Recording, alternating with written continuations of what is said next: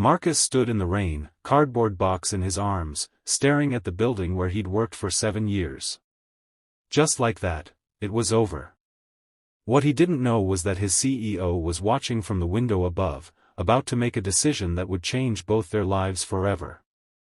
If you're enjoying this story, please hit that like button and subscribe to the channel for more powerful stories of redemption, second chances, and the unexpected moments that transform our lives.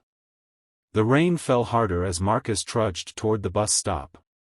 His shoulders slumped under the weight of rejection, not just the box of desk plants and family photos.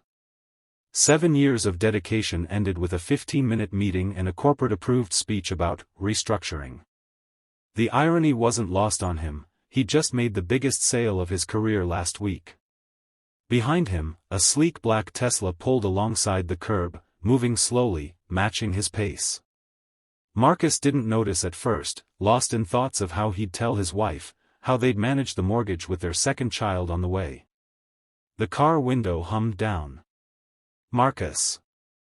He recognized the voice immediately. Richard Keller, CEO of Pinnacle Innovations, the man who had just signed off on his termination. Marcus stopped, rain dripping from his nose, his box growing soggy. "Get in," Richard said, not a request but not quite a command either. "I think you've done enough, sir," Marcus replied, the "sir" carrying a bitter edge. Richard stepped out of the car, expensive suit immediately darkening with raindrops. "Please. 5 minutes." Something in the CEO's eyes, uncertainty, perhaps even regret, made Marcus hesitate. Against his better judgment, he placed his box in the trunk and slid into the passenger seat. The interior smelled of leather and success. Richard didn't start driving immediately. Instead, he stared straight ahead, hands gripping the steering wheel. "Where do you live?" he finally asked. "Oak Ridge Gardens. The East Side." Richard nodded and pulled away from the curb. The silence stretched between them, filled only by the rhythmic swish of windshield wipers. "I made a mistake," Richard said finally. Marcus laughed, a short, humorless sound. "Which one? Firing me or picking me up?" "The first one." Richard's knuckles whitened on the wheel. "I didn't know it was you on the list. HR presented the cuts, and I approved them. I didn't look closely enough. You signed my termination without even knowing it was me?" Marcus wasn't sure if that made it better or worse. "I oversee 5,000 employees, Marcus. But that's no excuse." Richard took a turn toward Oak Ridge Gardens. "I should have known. Especially after the Westfield account." The Westfield account, Marcus's crowning achievement. A client everyone said was impossible to land. "So why are you here? Guilty conscience?" Richard pulled the car to the side of the road, still 10 minutes from Marcus's neighborhood. He turned to face his former employee.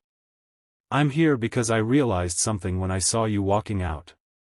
You're not just a name on a spreadsheet. And I've become exactly the kind of executive I swore I'd never be." Marcus studied the man beside him. Richard Keller, 42, self-made millionaire, featured in Business Insider's 40 Under 40. The man seemed genuinely troubled, his usually confident demeanor cracked. "I started Pinnacle in my garage," Richard continued. "Now I sit in meetings where we call people, resources, and overhead. I just let my best sales manager go because some consultant said we needed to trim the middle tier."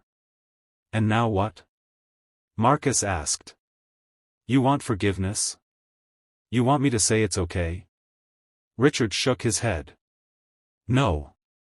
I want to offer you something else." He reached into his jacket and pulled out a business card. Not the glossy Pinnacle card Marcus had seen countless times, but something simpler, cream-colored with minimal text. "Keller Ventures," Marcus read aloud. "What's this?" "My new company. I've been planning it for months. A smaller operation, focused on quality over quantity. I need a partner, not an employee." Marcus stared at the card, then at Richard. a partner? Equal stake. Equal say. I have the capital, you have the client relationships and the integrity I've apparently lost along the way. The rain drummed on the roof as Marcus processed the offer. Why would you trust me with half your company? Richard's expression softened. Because you told me no last year.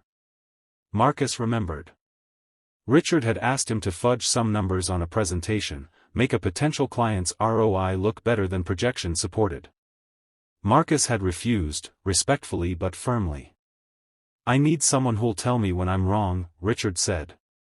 Someone who remembers what it's like to stand in the rain with a box of belongings. Marcus turned the card over in his hands. I need to think about it. Talk to my wife. Of course. Richard started the car again. Let me take you home. The rest of the drive passed in contemplative silence. When they pulled up to Marcus's modest two-story home, Richard handed him a folder. The business plan. Take your time. Marcus nodded, gathered his box from the trunk, and walked to his front door. He turned back once to see Richard still sitting in the car, watching. Their eyes met briefly before Marcus went inside. Emma, his wife, was in the kitchen. Her smile faded when she saw the box, her hand instinctively moving to her swollen belly. They let you go? She asked, already knowing the answer. Marcus set down the box and the folder. Yes. And then something strange happened. He told her everything as they sat at their kitchen table, the rain still pattering against the windows. Emma listened, her expression shifting from concern to disbelief to cautious hope. Do you trust him? She asked when he finished. I don't know, Marcus admitted. But I think he's sincere. Emma reached for the folder, opening it carefully. Together, they read through Richard's vision for Keller Ventures. It was ambitious but grounded, focusing on sustainable growth and ethical business practices. This is everything you've talked about wanting to do, Emma said softly. Marcus nodded. It's a risk, though. A big one. Life is risk, she replied, taking his hand. Remember what you told me when we found out I was pregnant with Lily? The best things in life never come with guarantees. Their 4-year-old daughter's laughter echoed from the living room where she was playing with her blocks, blissfully unaware of the life-changing decision being contemplated just feet away. Sleep on it, Emma suggested. You don't have to decide tonight. But Marcus couldn't sleep. He tossed and turned, weighing options, calculating risks, imagining futures. By morning, his mind was made up. He called the number on the cream-colored card. I'm in, he told Richard. But I have conditions. Name them, Richard replied without hesitation. We hire back the other people who were cut. The ones with families, with mortgages. Not as charity, only if they're good. But we give them first consideration. There was a pause on the line. Done. What else? We put it in writing that either of us can veto a decision if we believe it crosses an ethical line. No questions asked. I like that, Richard said, and Marcus could hear the smile in his voice. Anything else? Marcus looked at Emma, who was listening from across the kitchen, Lily on her hip. We name it something else. Not Keller Ventures. What did you have in mind? Second Chance Partners. The silence stretched so long that Marcus thought the call had dropped. Then he heard Richard clear his throat. Second Chance Partners it is, he said, his voice rough with emotion. When can you start? I need 2 weeks. Time with my family before the baby comes. Take a month, Richard countered. I'll handle the paperwork and initial setup. After they hung up, Emma wrapped her arms around him. Are you sure about this? Marcus nodded. Strangely, yes. I think we both needed this, Richard and me. Him to remember what matters, and me to take a leap of faith. 6 months later, Second Chance Partners opened its doors in a renovated warehouse downtown. The space was open, filled with natural light, nothing like the sterile corporate offices of Pinnacle. Their first hire was Janet from accounting, who had been let go the same day as Marcus. Their second was Tom from IT. By the end of the year, they had a team of 15, most of them former Pinnacle employees who had been casualties of restructuring. Their first major client was, ironically, Westfield, who had left Pinnacle after Marcus's departure. Their second was a startup that larger firms had dismissed as too small to bother with. Within 18 months, Second Chance Partners was profitable, with a reputation for integrity and personalized service that larger competitors couldn't match. Richard and Marcus developed an unusual but effective partnership. Where Richard was visionary and bold, Marcus was practical and grounded. They balanced each other, challenged each other, and ultimately respected each other. On the company's second anniversary, they held a small celebration in the office. Richard clinked his glass against Marcus's, both men now comfortable in their roles as equal partners. "You know," Richard said quietly, "I never told you why I followed you that day." Marcus raised an eyebrow. "I assumed it was guilt." "Partly," Richard admitted. "But mostly, it was something my father told me before he died. He said, the measure of a man isn't how he treats people on the way up, but how he makes amends when he fails them." "I failed you, Marcus. I failed a lot of people." Marcus looked around the room at their team, at Janet laughing with clients, at Tom showing off pictures of his daughter's graduation, at Emma bouncing their infant son while their daughter played with the balloon decorations. "I'd say you've made pretty good amends," Marcus replied. Richard shook his head. "No. We've built something better together. That's different from making amends." Making amends was just the beginning. Later that evening, after the celebration wound down, Marcus found himself alone in the office with Richard. The CEO, now his partner, was staring out the window at the city lights. "Do you ever miss it?" Marcus asked. "The corner office, the prestige of running Pinnacle?" Richard turned, a genuine smile crinkling the corners of his eyes. "Not for a second." "Do you ever regret getting fired?" Marcus laughed. "Best thing that ever happened to me." "To both of us," Richard corrected. "You know, I was speechless that day in the car. When you asked why I would trust you with half my company. You gave me an answer." "Not the real one," Richard said. "The real reason was that I saw myself in you, not who I had become, but who I wanted to be again. Someone with principles. Someone who remembered that business is ultimately about people, not just profit." Marcus nodded, understanding now what had really happened that rainy day.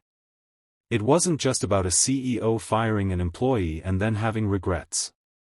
It was about two men at crossroads, one who had lost his way and another who was about to find his purpose. "To second chances," Marcus said, raising an imaginary glass. Richard mirrored the gesture. "And to the people brave enough to take them." As they locked up the office and headed to their respective homes, Marcus to his growing family in Oak Ridge Gardens, Richard to his recently downsized condo where he lived with his rescue dog, both men carried with them the knowledge that sometimes, the end of one journey is just the beginning of a better one. And sometimes, getting fired in the rain might just be the best thing that ever happens to you. If this story touched you, please don't forget to like and subscribe. Remember that our greatest setbacks often lead to our greatest comebacks, and that second chances, whether given or received, have the power to transform not just our lives, but the lives of everyone around us. Their educational platform had expanded to reach over 2 million students in underserved communities worldwide. The success hadn't come without challenges. There had been technical failures, budget constraints, and continued resistance from certain board members who viewed the division as Richard's pet project rather than a legitimate business venture. But the numbers were becoming harder to ignore. Horizon Next wasn't just doing good, it was doing well. The division had begun generating significant revenue, attracting a different kind of investor, those looking for both financial returns and social impact. On the 5th anniversary of what Marcus and Richard now jokingly called the stalking incident, they sat together on Marcus's back porch, watching their families interact. Richard's wife, Eleanor, was helping Lisa set up for a barbecue while their children played together on the swing set that had caught Richard's attention years ago. "Did you ever imagine this?" Marcus asked, gesturing to the scene before them. Richard shook his head.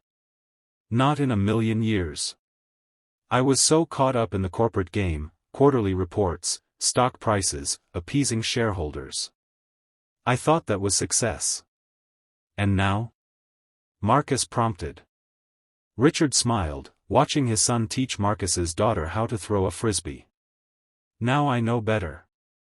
The transformation hadn't been limited to their professional lives. Richard had stepped back from his role as CEO, remaining as chairman but delegating day-to-day operations to focus on strategic initiatives, particularly those related to corporate responsibility. He'd become an outspoken advocate for ethical business practices, often sharing the story of how following Marcus home had changed his perspective.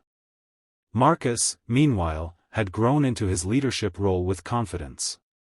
The shy developer who once avoided company meetings was now regularly speaking at conferences, inspiring other companies to rethink their approach to innovation and employee relations. Their story had taken on a life of its own, featured in business school case studies and management books. Some details had been exaggerated in the retelling. Richard hadn't actually spent the entire night in his car outside Marcus's house, as some versions claimed, but the essential truth remained: a moment of human connection had transformed 2 lives and, by extension, countless others. As the sun began to set, casting long shadows across the yard, Lisa called everyone to dinner. The 2 families gathered around the table, a far cry from the corporate dinners Richard had once considered networking opportunities.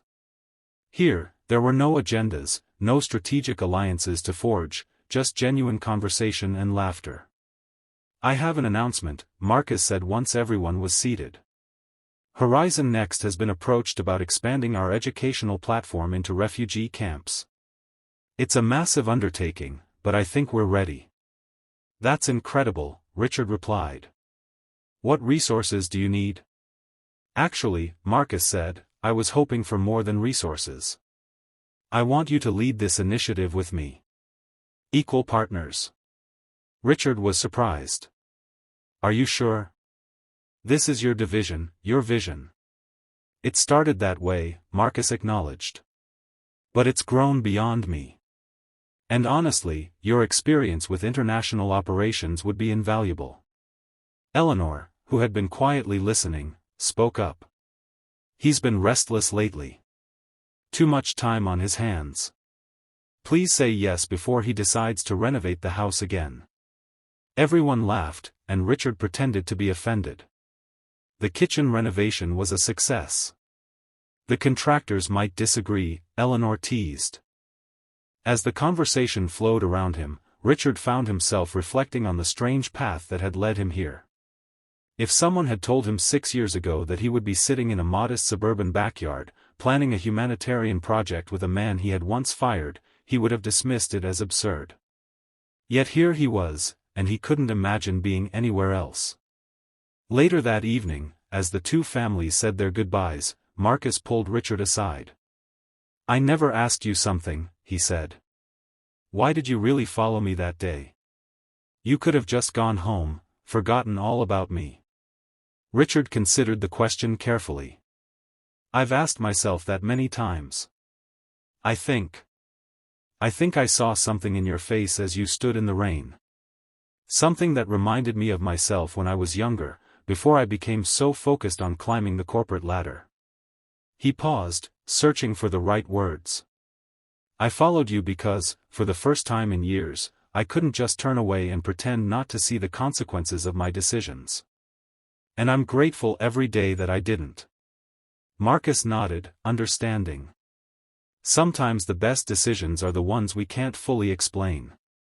As Richard drove home that night, Eleanor sleeping in the passenger seat, he thought about how a single moment of awareness had altered the trajectory of his life. He had been sleepwalking through existence, measuring success in stock options and board approvals. Following Marcus had been like waking up, painful at first, disorienting, but ultimately the beginning of a more authentic life. The story of the CEO who fired an employee and then followed him home could have been a cautionary tale about boundaries and professional conduct. Instead, it had become a testament to the power of human connection and the possibility of redemption. In the years that followed, as Horizon Next expanded its reach and impact, Marcus and Richard often found themselves asked about the secret to their success. They would exchange a knowing look before Richard would inevitably say, "It's simple, really. We remember that behind every business decision are real people with real lives. Once you truly understand that, everything else follows." And Marcus would add, "Sometimes the most important journeys begin when we're willing to follow an unexpected path, even when it leads to someone else's front door." Their story continued to inspire others to look beyond spreadsheets and quarterly reports to the human element of business. And in boardrooms across the country, executives began asking themselves not just, "Is this profitable?" but also, "Is this right?" For Marcus and Richard, that question had become the foundation of both their professional partnership and their friendship, a reminder that even in the cutthroat world of corporate America, there was room for compassion, for second chances, and for the kind of success that couldn't be measured in dollars but in lives changed and perspectives shifted. And it had all begun with a CEO who, for reasons he couldn't fully articulate, had followed a fired employee home and found himself speechless in the face of a truth he had long forgotten, that behind every corporate decision was a human story waiting to be acknowledged. In that moment of recognition, both men had found something they didn't know they were seeking: Marcus, a champion for his vision; Richard, a path back to his own humanity. Together, they had created something neither could have built alone, a business that served not just the bottom line but the greater good. And that, perhaps,